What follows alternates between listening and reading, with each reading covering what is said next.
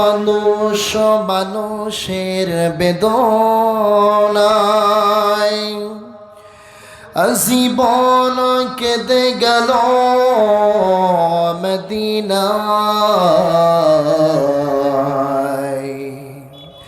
সেই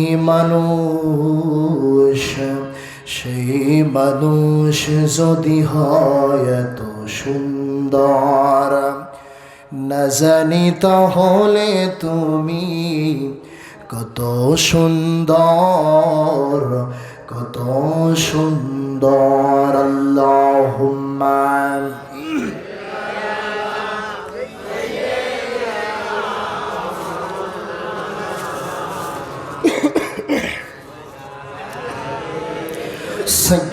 সাইয়্যিদিনা। সকলে জিকির করে লা ইলাহা, জোরে লা ইলাহা, সুবহানাল্লাহ, আলহামদুলিল্লাহ, লা ইলাহা। আসমানি আল্লাহ, জমিনে আল্লাহ, আসমানি আল্লাহ, জমিনে আল্লাহ, হায়াতে আল্লাহ, মওতে আল্লাহ, লা ইলাহা। সকলে প্রাণ খুলে পড়েন, লা ইলাহা, লা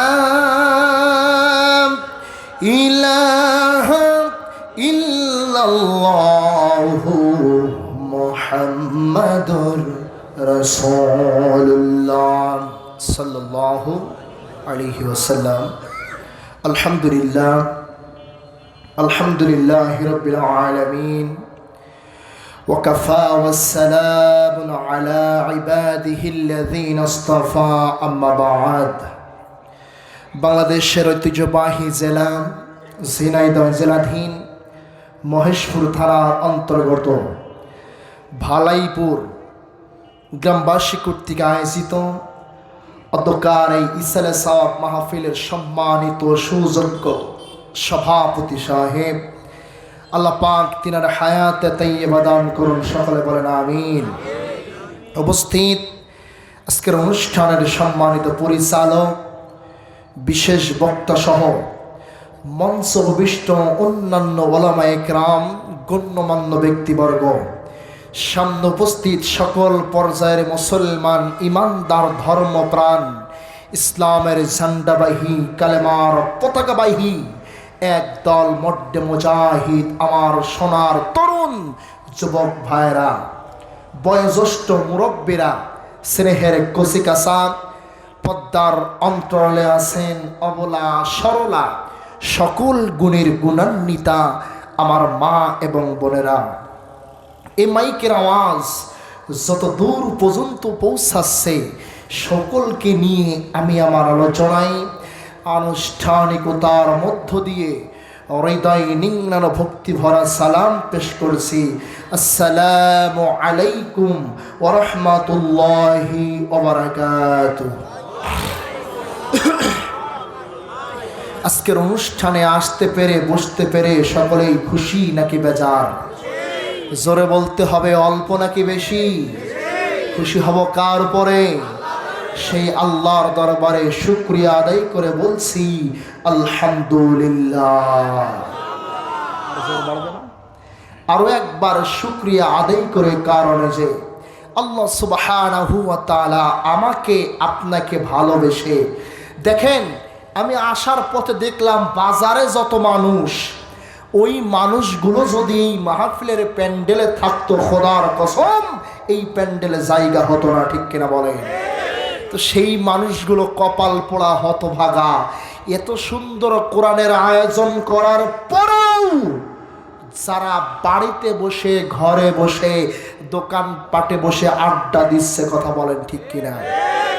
আমরা কি তাদের দলে? জোরে বলেন।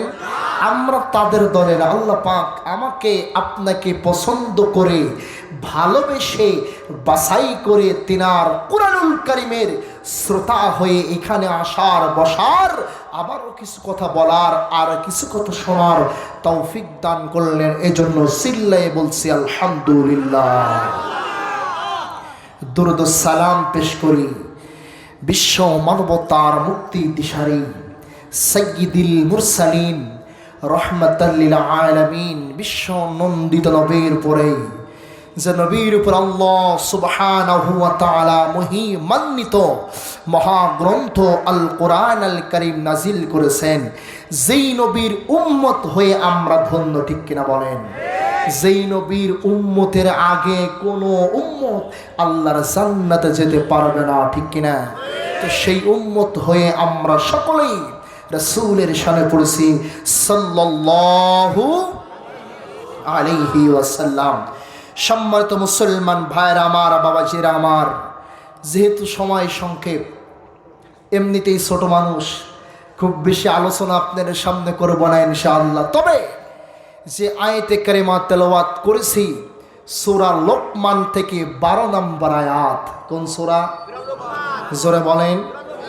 আমরা সকলে লোকমানের নাম জানি কি জানি না? জোরে বলেন।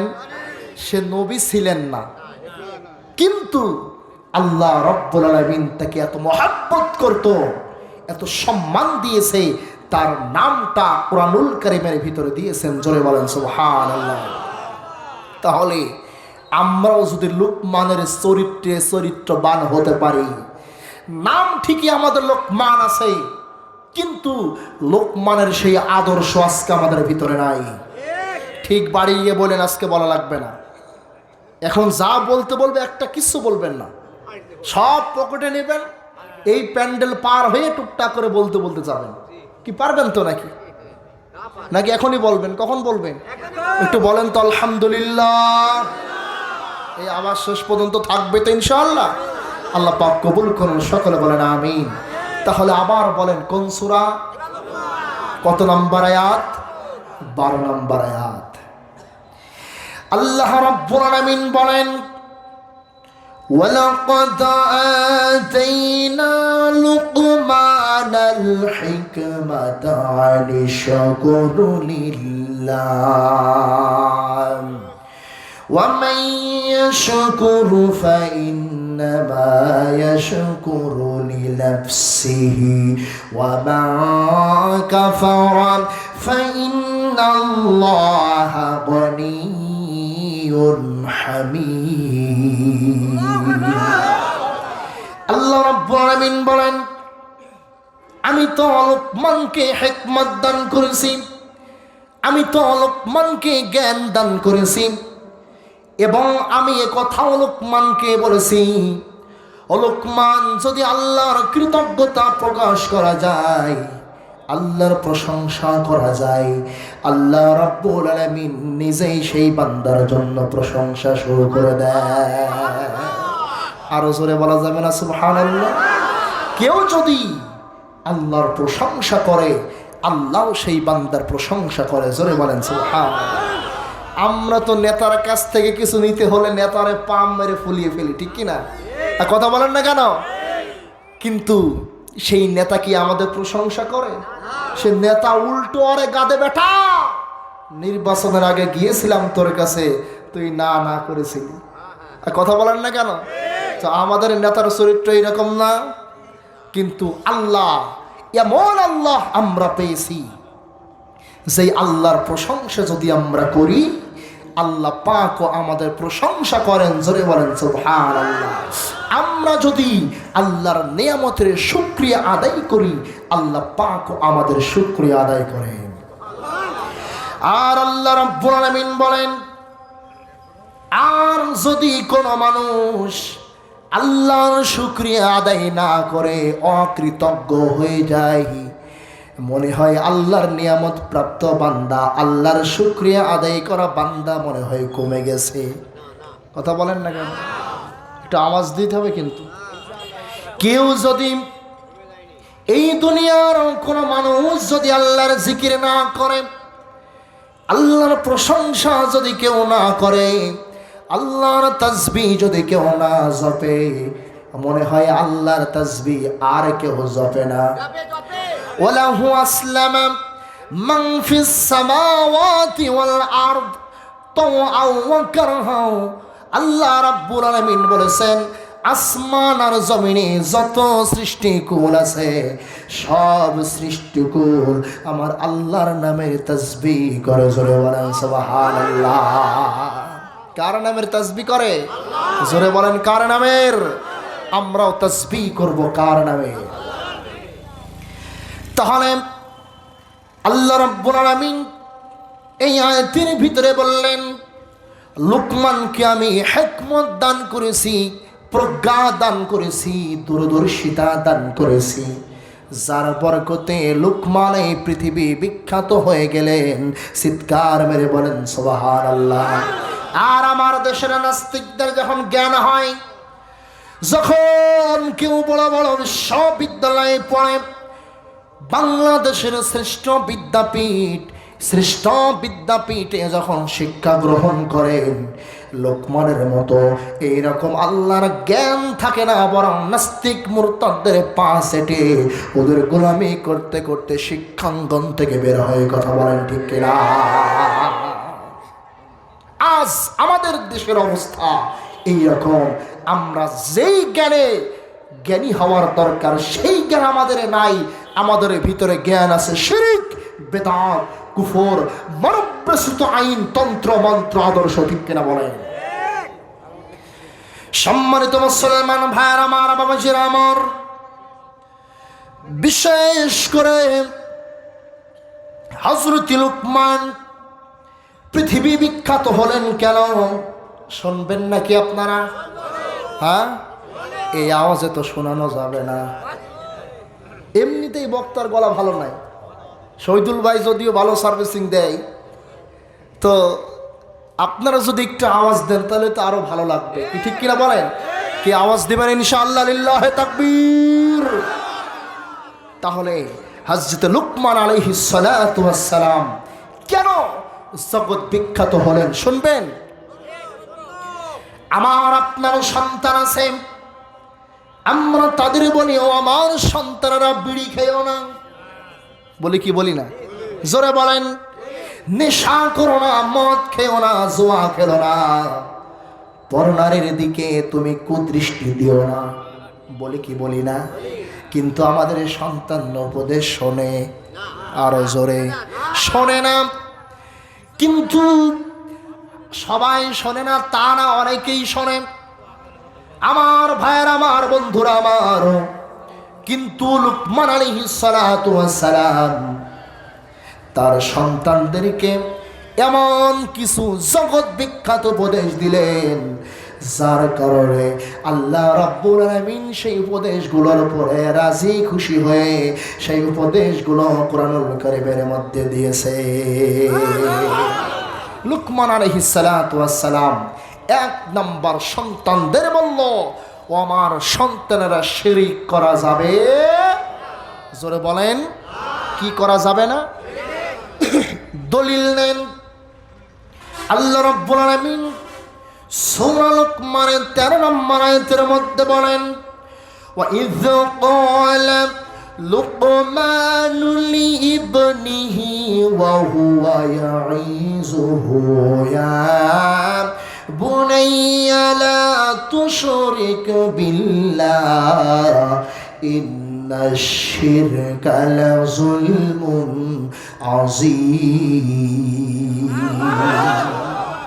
হযরত লুকমান বলল, ওয়া ইয ক্বালা লুকমান, আর যখন লুকমান বলল লিইবনিহি, তার পুত্রকে, তার সন্তানকে, ওয়া হুয়া ইয়াইযুহু, আর তিনি তাদেরকে এই উপদেশ দিয়েছিলেন, ইয়া বুনাইয়া, হে আমার পুত্র, হে আমার কলিজার টুকরা সন্তান, লা তুশরিক বিল্লাহ, আল্লাহর সাথে শিরিক করো না।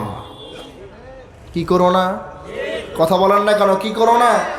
বলেন আজকে আমার আপনার সমাজে শিরিক আছে কি নাই? জোরে বলেন আছে কি নাই?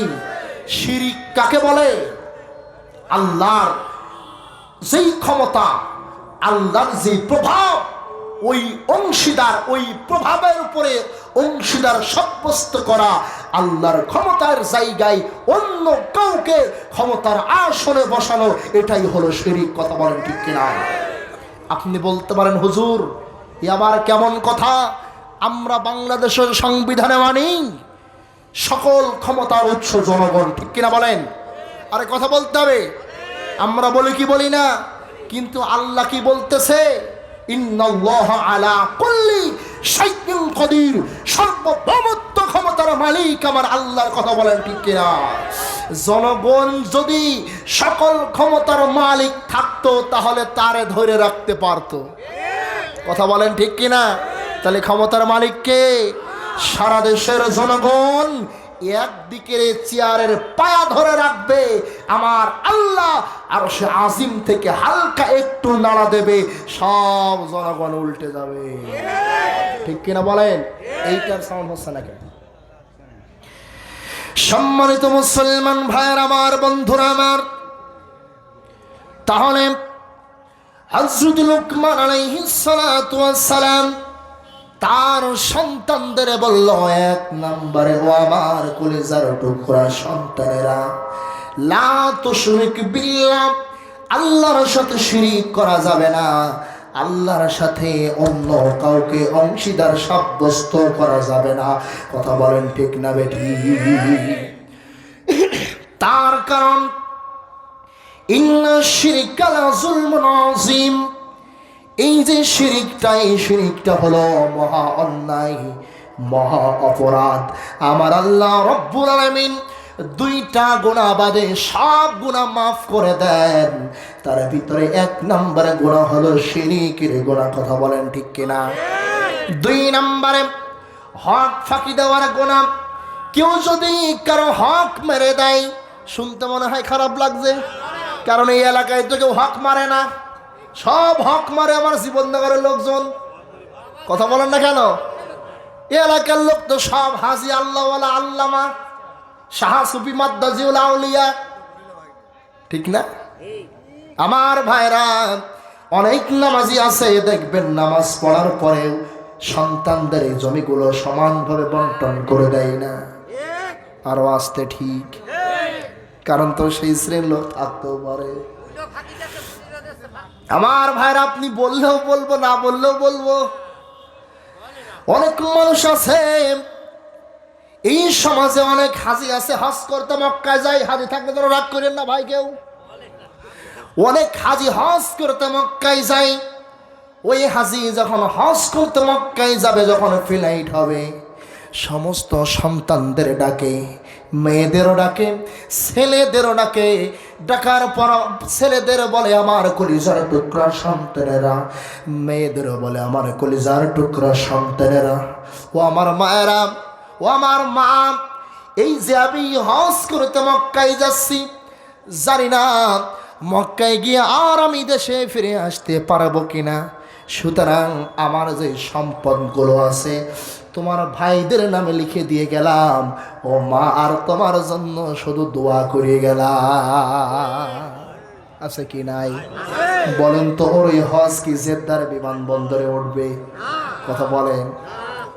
কবুল তো দূরের কথা, ওই ব্যক্তির হজ জেদ্দার বিমানবন্দরে আসবে না। তাহলে আল্লাহ রাব্বুল আলামিন দুইটা গুনাহ মাফ করেন না। এক নম্বরে শিরিকের গুনাহ, আর দুই নম্বরে হক ফাঁকি দেওয়ার গুনাহ, ঠিক না বেঠি? তাহলে লুকমান সন্তানদের বলল, ও আমার সন্তানেরা, এক নম্বর কি, লা তুশরিক বিল্লাহ, আল্লাহর সাথে শিরিক করা যাবে। আমরা কি করব? শিরিকের অনেক ব্যাখ্যা, বিস্তারিত বলতে গেলে সময় আমি পাবো না, সংক্ষিপ্ত করে শোনেন। হযরত লুকমান আলাইহিস সালাতু ওয়াস সালাম তার সন্তানদের দুই নম্বরে যেই পরামর্শ দিয়েছিল, হযরত লুকমান তার সন্তানদেরকে দুই নম্বরে যে উপদেশ দিয়েছিল, বলল, আল্লাহ পাক বলেন, ওয়াসাইনাল ইনসানা বিওয়ালিদাইহি হামালাতুহু উম্মুহু ওয়াহানান আলা ওয়াহনিহি ওয়া ফিসালুহু ফি আমাইন আনিশকুর লি ওয়ালি ওয়ালিদাইকা ইলাইয়াল মাসীর। হযরত লুকমান বলল, ওয়াসাইনাল ইনসানা বিওয়ালিদাইহি, আমি তোমার পিতামাতার সাথে সৎ আচরণের নির্দেশ দিচ্ছি।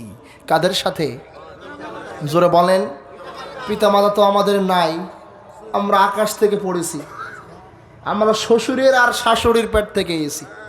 কথা বলেন না কেন? আমরা তো পিতামাতার পেট থেকে আসিনি, পিতামাতা তো আমার দুধ পান করাইনি। কথা বলেন। এমন একটা অবস্থা, ঠিক কিনা বলেন? মায়ের মতো হয় না আপন, মায়ের মতো হয় না আপন, হয় না তাহার তুলনা। হায় রে আমার মা, জনম দুঃখী মা, আমার জনম দুঃখী মা। ঠিক কিনা বলেন? মা ছিল মোর আধার ঘরের পূর্ণিমারি চাঁদ, মা সারা সেই ঘরখানাতে দুর্বিষহ রাত, আমার দুর্বিষহ রাত। মায়ের কথা পড়লে মনে, মায়ের কথা পড়লে মনে ঘুম যে চোখে আসে না। হায় রে আমার মা, জনম দুঃখী মা, আমার জনম দুঃখী মা। আল্লাহুম্মা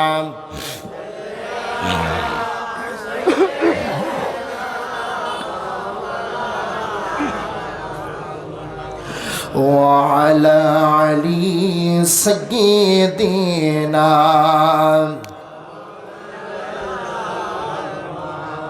তাহলে লুকমান আলাইহিস সালাতু ওয়াস সালাম তার সন্তানদের বলল, আমার সন্তান, পিতামাতার সাথে সদ্ব্যবহার করা লাগবে। ঠিক কিনা বলেন? আরো জোরে ঠিক কিনা? অনেক সন্তান আছে মাকে ভাত দেয় না, বাবাকে ভাত দেয় না, আছে কি নাই? আমার ভাইরা, এই সন্তান নামে এগুলো কুলাঙ্গার। ঠিক কিনা বলেন? 3 নম্বরে সংক্ষিপ্ত করে শোনেন। 3 নম্বর, হযরত লুকমান বলল, আমার সন্তানেরা, পিতামাতার কথা তো শোনাই লাগবে, মাস্ট বি। কিন্তু এই পিতামাতা যখন তোমাকে শরীয়ত বহির্ভূত কোনো আদেশ করবে, তখন পিতামাতাকে মানা যাবে না। কি করা যাবে না?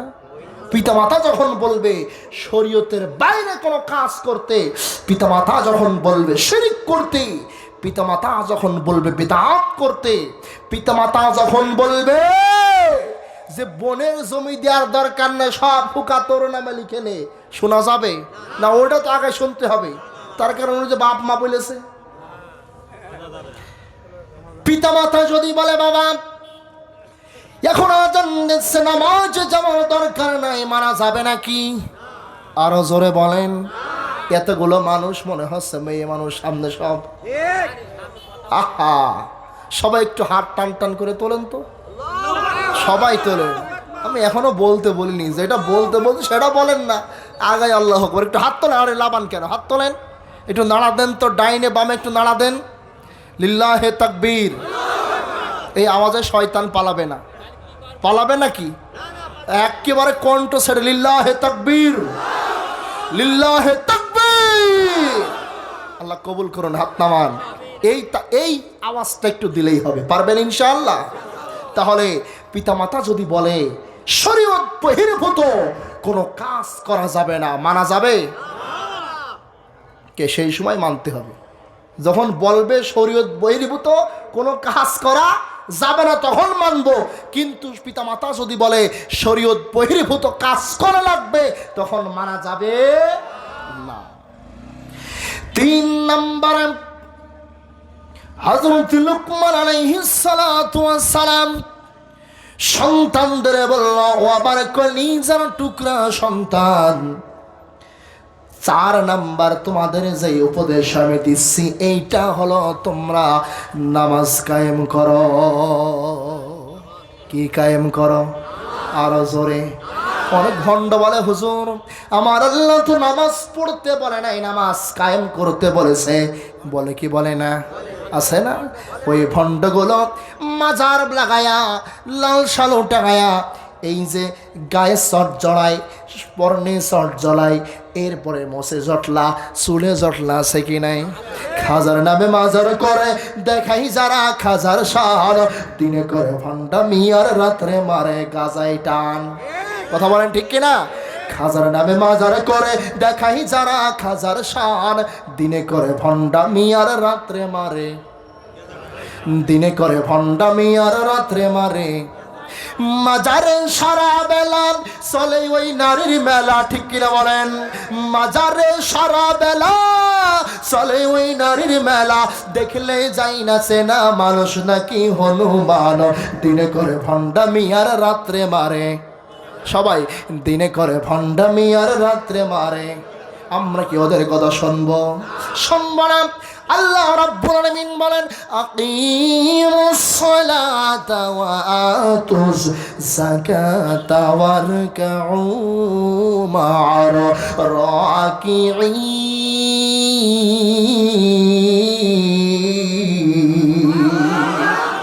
আল্লাহ রাব্বুল আলামিন বলেন আকিমুস সালাত, তোমরা নামাজ কায়েম করো, ওয়া আতুজ যাকাত আর যাকাত দাও, ওয়ারকাউ মা'আর রাকিঈন আর তোমরা রুকু করে এদের সাথে রুকু করো। জোরে বলেন সুবহানাল্লাহ। আমরা নামাজ পড়ি না, ওই ভণ্ডগুলো নামাজ পড়ে না এক ওয়াক্ত, বিড়ি টানে 10 ওয়াক্ত। কথা বলেন না কেন? আর গাঁজা খাই 4 ওয়াক্ত। এই ভণ্ডামি করে আর নেশা করে বলে নামাজ আদায়ের, নামাজ পড়ার কথা বলেন নাই, নামাজ কায়েমের কথা বলেছেন। আমার ভাইয়েরা, আমরাও বলতে চাই আল্লাহ রাব্বুল আলামিন সূরা হজের মধ্যে বলেন আল্লাযীনা মাক্কান্নাহুম ফিল আরদি আকামাস সালাহ। আমার আল্লাহ বলেন ইমানদার বান্দারা যখন এই জমিনে রাষ্ট্র ক্ষমতা পায়, এই জমিন পরিচালনার দায়িত্ব পায়, তখন তারা 4 দফা কাজ করবে। 1 নম্বর নামাজ কায়েম করবে। কি কায়েম করবে? আরো জোরে। নামাজ কেন বলেছেন? তার কারণ এই নামাজের অনেকগুলো শিক্ষা আছে। 1 নম্বর নামাজের শিক্ষা, আল্লাহ রাব্বুল আলামিন বলেন ওয়াতাসিমু বিহাবলিল্লাহি জামিআ ওয়া লা তাফাররাকু। তোমরা সবাই মিলে আল্লাহর রজ্জুকে একত্রিতভাবে ধরো, আর এ বিষয়ে তোমরা কোনো মত পার্থক্য সৃষ্টি করো না, ঠিক কিনা বলেন? যখন জামাতে দাঁড়ানো হয়, বলছো হুজুর সারা জীবন আওয়ামী লীগ করলাম, জামাত বলছেন। ওরে বাবা, সে জামাত নাই, নামাজের জামাত, ঠিক কিনা? আরে কথা বলেন না কেন? যখন জামাতে দাঁড়ানো হয়, একজন ধনী কি কখনো বলেছে যে গ্রামের সবচেয়ে গরিব লোক তুই আমার পাশে দাঁড়াবি না? কথা বলেন। কেউ কি বলেছে গ্রামের সবচেয়ে চেহারাবান মুসল্লি কি কখনো বলেছে যে বেটা তুই কুৎসিত, দেখতে খারাপ, তুই আমার পাশে দাঁড়াবি না? কথা বলেন, বলেছে? বলে নাই। তার মানে নামাজ শিক্ষা দেয় একতাবদ্ধ হয়ে, কাঁধে কাঁধ মিলিয়ে সবাই এক মনে হয়ে আল্লাহর জমিনে আল্লাহর দ্বীন কায়েম করতে হবে। কথা বলেন ঠিক কিনা? আর এই বিষয়ে ওয়ালা তাতাফাররাকু ফি, আর এই বিষয়ে কোনো মত পার্থক্য করা যাবে। নামাজে কেউ জোরে আমিন বলতে পারে, আস্তে বলতে পারে, অসুবিধা নাই। কেউ হাত বুকে বাঁধতে পারে, কেউ নাভিতে বাঁধতে পারে, অসুবিধা নাই। কিন্তু দিন প্রতিষ্ঠার বেলায়, দিন কায়েমের আন্দোলনের বেলায় এ বিষয়ে কোনো মত পার্থক্য সৃষ্টি করা যাবে না। আওয়াজ দিয়ে বলেন ঠিক কিনা? সম্মানিত মুসলমান ভাইরা, তাহলে লুকমান আলাইহিস সালাতু ওয়াস সালাম তার সন্তানদের 4 নম্বর বলল, ও আমার কলিজার টুকরা সন্তান, তোমরা নামাজ কায়েম করো। জোরে বলেন, কি কায়েম করো? আমরা করবো তো ইনশাআল্লাহ। নামাজ কায়েম বলতে হুজুর নামাজ আবার কায়েম করে কিভাবে? নামাজ কায়েম মানে মুফাসসিরিন ইকরাম তাফসীরের ভিতরে এই আয়াতের ব্যাখ্যায় লিখেছেন, নামাজ কায়েম শব্দের অর্থ হলো এই নামাজ আপনি পড়তেছেন, আপনি একদিন থাকবেন না, আপনি মৃত্যুবরণ করবেন, আপনি মৃত্যুবরণ করার পর আপনার সন্তান পড়বে, এইভাবে আস্তে আস্তে নামাজটা কিয়ামত পর্যন্ত চালু থাকবে। একটু জিকির করে লা ইলাহা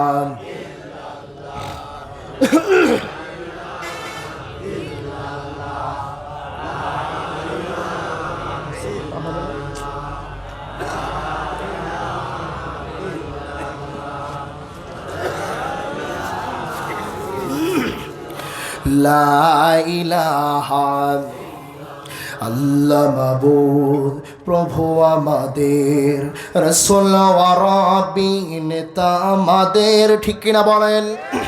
আল্লাহ মাবুদ প্রভু আমাদের, রাসূল ওয়া রাব্বি নেতা আমাদের, কোরআন হাদিস পথ আমাদের, কণ্ঠে মোদের কি কালেমা লা ইলাহা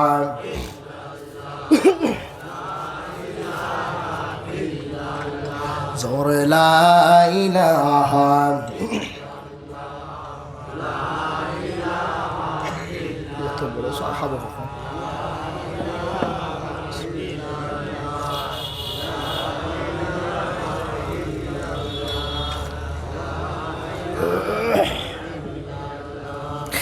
লা ইলাহা ইল্লাল্লাহু মুহাম্মাদুর রাসূলুল্লাহ সাল্লাল্লাহু। কি ভাইরা চা খাচ্ছে বলে মাইন্ড করছেন নাকি? তো এখন অনেক তো চা নিয়ে ঝামেলা আছে কি নাই? কথা বলেন না কেন? এখন আমাদের তো প্রতি রাতে কুপানো লাগে, এজন্য গলা খুব ভালো নাই, মাঝে মধ্যে চা খাইলে একটু রেস্টও পাওয়া যায়, মানসিকভাবে একটা ফ্রেশ ভাব লাগে, ঠিক কিনা বলেন? সম্মানিত মুসলমান ভাইরা, 5 নম্বর হযরত লুকমান তার সন্তানদের উপদেশ দিল, আমার সন্তানেরা এই উপদেশগুলো সন্তানদের দেবেন তো? কথা বলেন, আমরাই মানি না, তার উপদেশ দেব কি? ঠিক কিনা বলেন? আমরা আল্লাহ সে কথা বলেন, লিমা তাকুলুনা মা লা তাফআলুন, ও বান্দারা তোমরা যে কাজ করো না সেই উপদেশ মানুষদের দিও না, ঠিক কিনা?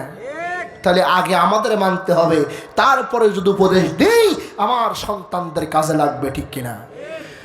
হযরত লুকমান বললাম, ওয়ামরু বিল মা'রুফি ওয়ানহা আনিল মুনকার। আজকে আর বলা লাগবে না, আল্লাহু আকবার। হযরত লুকমান বলল, আমার সন্তানেরা 5 নম্বর তোমাদের যে উপদেশ আমি দিচ্ছি সেই উপদেশ হলো আমরু বিল মা'রুফ, তোমরা সৎ কাজের আদেশ করবা, ভালো কাজের আদেশ করবা। কি কাজের আদেশ? আরো জোরে বলেন তো, কোরআনের মাহফিল কি কাজ? হ্যাঁ, তো ভালো কাজটাই করে লোককে। এখানে যদি ইসরাইল না এসে মমতাজ আসতো, আর যদি বলতো বুকটা ফাইটটা যায়, টেনে ছিঁড়ে যাচ্ছে, বুকটা ফাইটটা যায়, ওরে জোড়া দিয়ার কেউ নাই, এই সমস্ত কথা বাচ্চা যদি মমতাজ বলতো, এই এলাকার মহেশপুর এলাকার, খালিশপুর এলাকার, এই ভালাইপুর এলাকার যত যুবক কেউ আর লেপের ভিতরে যাইতো না, সবাই এখানে চলে আসতো, ঠিক কিনা? কিন্তু কোরআন শুনবে যারা, কপালে হেদায়েত আছে যাদের, তারাই শুনবে কোরআন, ঠিক কিনা বলেন? আর কপালে যাদের হেদায়েত নাই, আবু জাহেল, আবু লাহাব, উতবা, শাইবা, ওয়ালিদ ইবনে মুগিরার পেটত্ব পাঁচটা গোলাম যারা কোরআন শুনবে না, তারা আওয়াজ দিয়ে বলেন ঠিক কিনা? আমরা মুহাম্মাদের উম্মত, আমরা আল্লাহর কোরআনের পাগল, আমরা কোরআন শুনতে চাই, ঠিক কিনা বলেন? তার কারণ কোরআন এমন নিয়ামত প্রাপ্ত গ্রন্থ যে কোরআনের দিকে তাকাইলেও সওয়াব, যেই কোরআনটা পড়লেও সওয়াব, কোরআনটা শুনলেও সওয়াব, কোরআন বুঝলেও সওয়াব, কোরআন মানলেও সওয়াব। চিৎকার দিয়ে বলেন সুবহানাল্লাহ। কিন্তু কপাল পোড়া মুসলমান, আজকে আমরা কোরআন পড়তে চাই না, ঠিক কিনা বলেন? তাহলে লোকমান বলল, আমার সন্তানেরা করবা আর অসৎ কাজ এইগুলা, অন্যায় কাজ এইগুলা, এই অসৎ কাজ থেকে তোমরা বিরত থাকবা। কি কথা বলেন, ঠিক না বেঠিক? সৎ কাজ হলো নামাজ পড়া, সৎ কাজ হলো রোজা রাখা, সৎ কাজ হলো জিকির করা, সৎ কাজ হলো কোরআন কারীমের মাহফিল করা, সৎ কাজ হলো সত্য কথা বলা, সৎ কাজ হলো দিন কায়েমের আন্দোলন করা। আওয়াজ দিয়ে বলেন কথা ঠিক কিনা? আর অসৎ কাজ হলো এর বিরোধিতা করা, এর বিরুদ্ধে অবস্থান নেওয়া, আল্লাহর কোরআনের উপরে হাড্ডাট ফট্টি বলে জারি করা। কথা বলেন ঠিক না বেঠিক? এই অসৎ কাজ করবে যারা, খোদার দুনিয়ায় জায়গা হবে না তাদের, ঠিক কিনা বলেন? সুতরাং আমরা সতের পক্ষে থাকতে চাই নাকি অন্যের পক্ষে থাকতে চাই? আর যে আওয়াজ এখনই যদি এই আওয়াজ হয়, যখন এক কাপ চা দেবে তখন তো সব ভুলে যাব। কথা বলেন ঠিক কিনা? আহা, এক কাপ চা আর এক প্যাকেট ভাজা দিয়ে যখন বলবে বাবা, ও বাবা আর গেল সব ভুলে। কথা বলেন ঠিক কিনা? সম্মানিত মুসলমান ভাইরা, 6 নম্বরে হযরত লোকমান তার সন্তানদের যে উপদেশ দিল, লুকমান আলাইহিস সালাতু ওয়াস সালাম সন্তানদের বলল, ওয়াসবির আলা মা সাবাক ইন্না যালিকা মিন আযমিল উমুর। হযরত লোকমান বলল, আমার সন্তানেরা, বিপদে পড়বা যখন, মুসিবতে পড়বা যখন, ধৈর্য ধারণ করবা তখন। জোরে বলেন সুবহানাল্লাহ। তার কারণ মুসলমান যে হবে, ইমানদার যে হবে, আল্লাহ রাব্বুল আলামিন সূরা আল বাকারার মধ্যে বলেন, ইয়া আইয়ুহাল্লাযীনা আমানুস্তাঈনু বিস-সাবরি ওয়াস-সালাহ। চিৎকার মেরে বলেন সুবহানাল্লাহ। ইন্নাল্লাহা মা'আস সাবিরিন।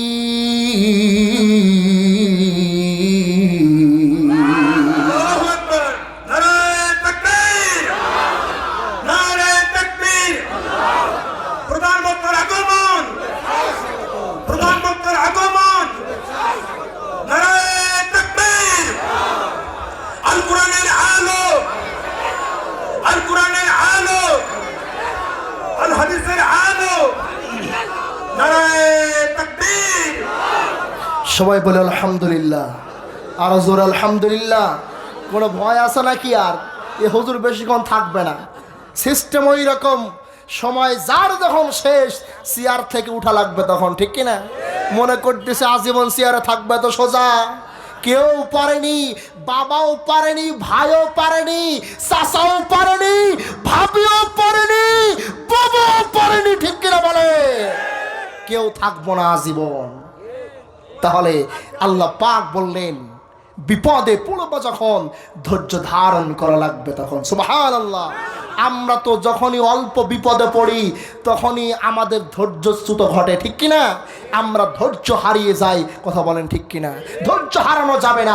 সব সময় ইমানদার যারা হবে, ধৈর্য ধারণ করে হকের পথেই টিকে থাকবে, বাতিলের কাছে মাথা নত করতে পারে না, ঠিক কিনা বলেন? 7 নম্বরে হযরত লুকমান আলাইহিস সালাতু ওয়াস সালাম বললেন, আমার সন্তানেরা, ওয়ালা তুসাইয়ির খাদ্দাকা লিন্নাস।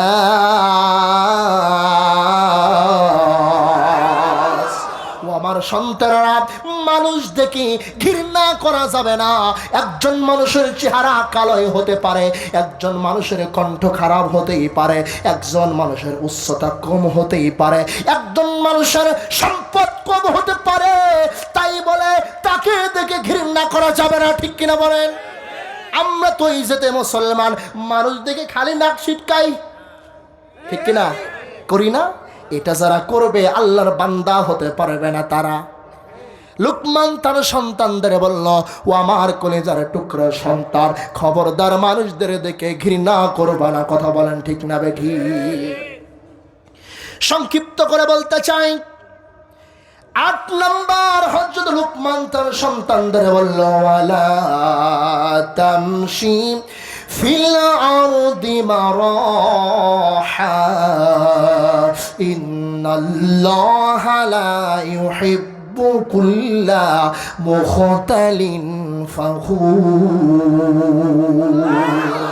লুকমান বলল, আমার সন্তানের অহংকার করো না। কি করো না? আর জোরে বলেন, কি করো না? অহংকার করে যারা ঈমানদার হতে পারে না তারা, যার অন্তরের ভিতরে সরষা পরিমাণ অহংকার থাকবে আর হিংসা থাকবে, ওই লোকটা আল্লাহর জান্নাতে যেতে পারবে না। ঠিক কিনা বলেন? কিন্তু আমরা তেমন হিংসুক জাতি, অন্যের ভালো দেখে আমার আপনার কলিজায় আগুন লেগে যায়। ঠিক কিনা বলেন? মানুষের ভালো দেখে সহ্য হয় না। আমরা তো সেই যদি মুসলমান, আবার দাবি করি আমরা জান্নাতে গিয়ে বসে আছি। ঠিক কিনা বলেন? 9 নম্বরে লুকমান তার সন্তানদের বলল, আমার সন্তানরা সব সময় বিনয়ী হয়ে চলবা। কি হয়ে চলবা? জোরে বলেন।